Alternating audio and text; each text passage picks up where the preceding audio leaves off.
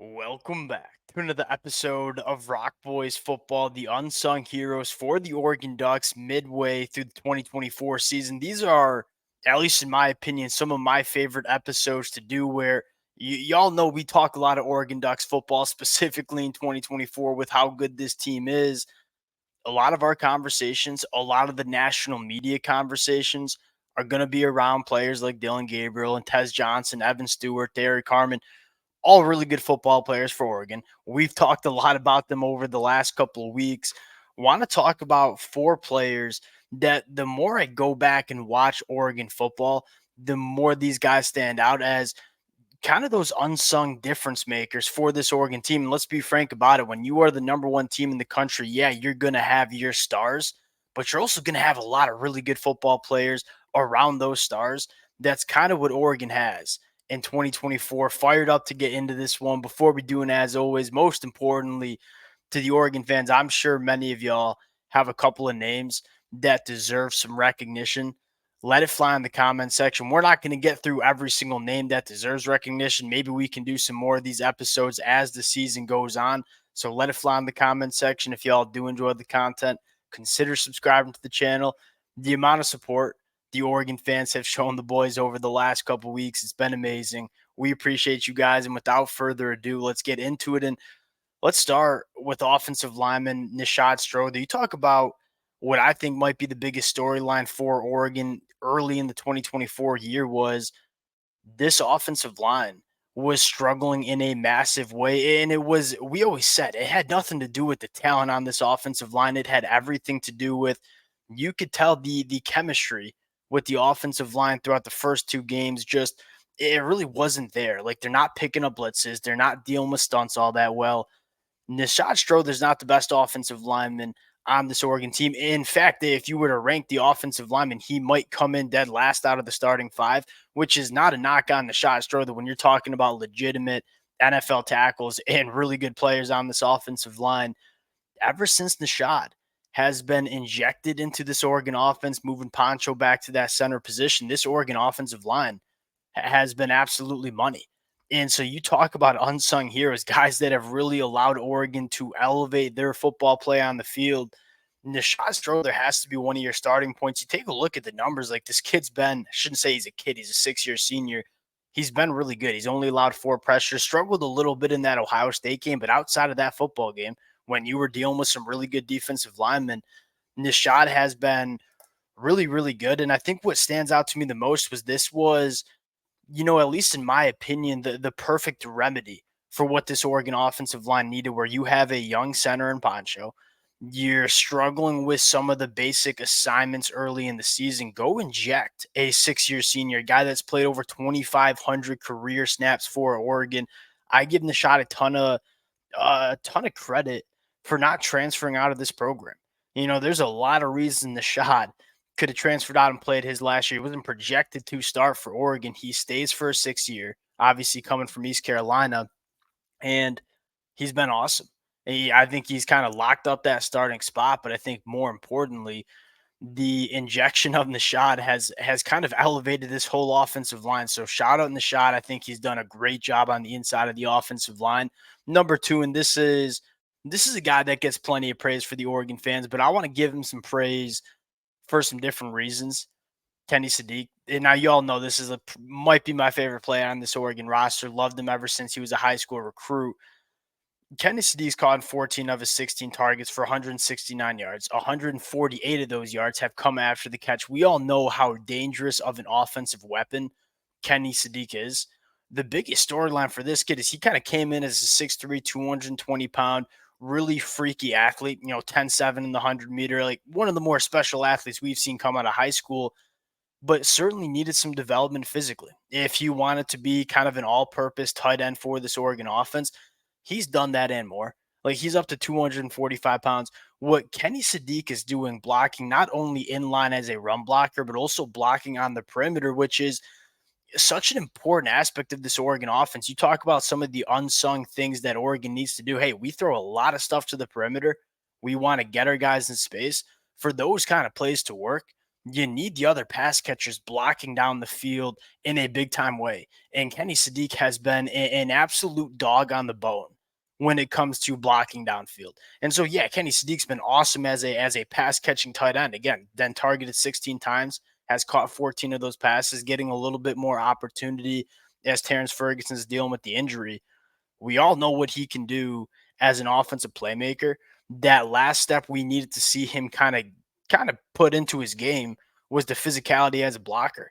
And he's done that in a big time way in 2024. I would like to see him get more involved in this offense because now you can have him on the field even when you're asking him to block, which you really couldn't do when he was a freshman last year because he just wasn't physically developed enough. Really big fan of Kenny Sadiq, and if I were to predict, Kenny Sadiq's gonna be an All American next year. Now, I don't know if he'll be an All American this year because I don't know if he'll get enough opportunity. You talk about next year, I think you're looking at one of the best tight ends in the country. Next guy I want to talk about going to the defensive side of the football. Let's talk about Deshaun Johnson. Now, there's been a lot of really good players for Oregon, specifically in the back end, starting with Jabbar Muhammad. I think Brandon Johnson's played really good at the nickel spot. And quite frankly, Nico Reed on the other side has been playing really good at the corner spot. This is an Oregon secondary that is grading out very, very well.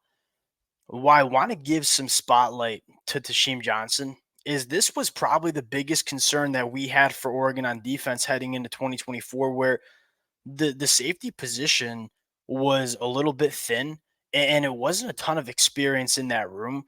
Tashim Johnson is unquestionably a better nickel corner than he is as a safety. He kind of took one for the team and said, all right, we got a really good nickel coming into the transfer portal and Brandon Johnson. We got some question marks in the back end at the safety spot. We're going to stick Tashim Johnson out as a safety. He's playing a little bit out of position. I don't think there's a question about that, but he's played really good football. You take a look at the numbers. One, he's doing everything for Oregon. Right, 129 snaps in the box, 189 as a free safety, playing a little bit of slot corner at times.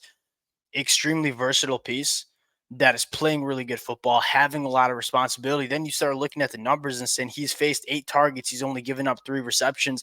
Having that nickel corner background for Tashim Johnson has allowed Oregon to put him in some man-on-man coverage, and he can hold up, which a lot of safeties you don't really see that. A lot of safeties really struggle when it comes to man coverage and kind of mirroring wide receivers because Tashim Johnson has a background in playing slot corner.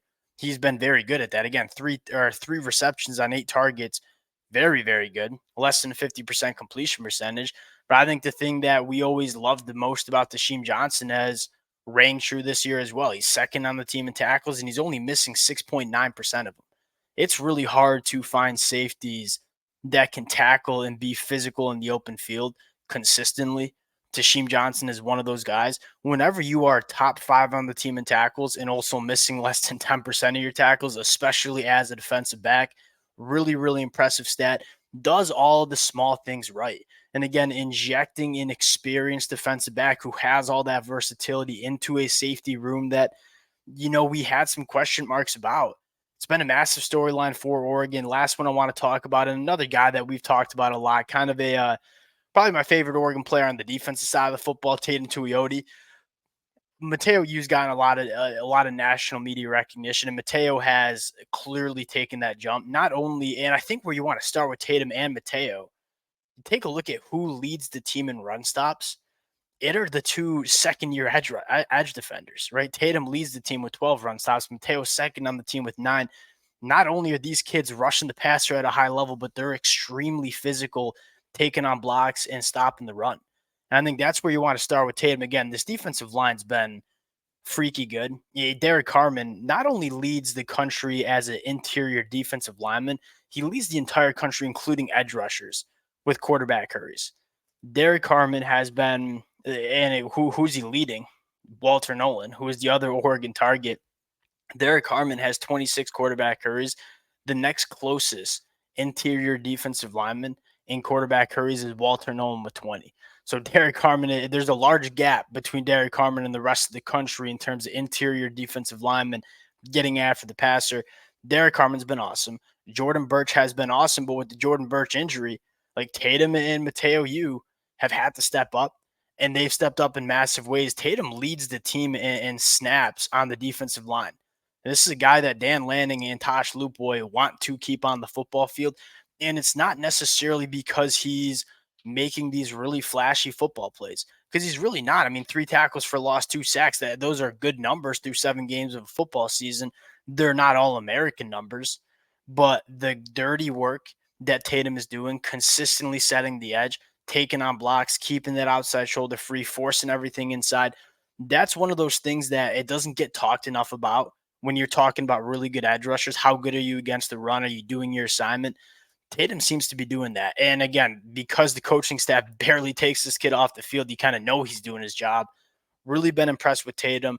And again, when it comes down to Oregon, why are they the number one team in the country? Yeah, they have, Dillon Gabriel and Tez Johnson and Jordan James, 3 players of which are probably top 10 at their position group from across the country.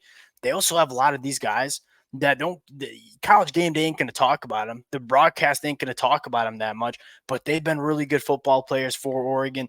A lot of other names that we could have included. Would love to hear from you guys in the comment section. Again, I'm sure that I'm missing, a couple names that you guys are probably like, let's talk about.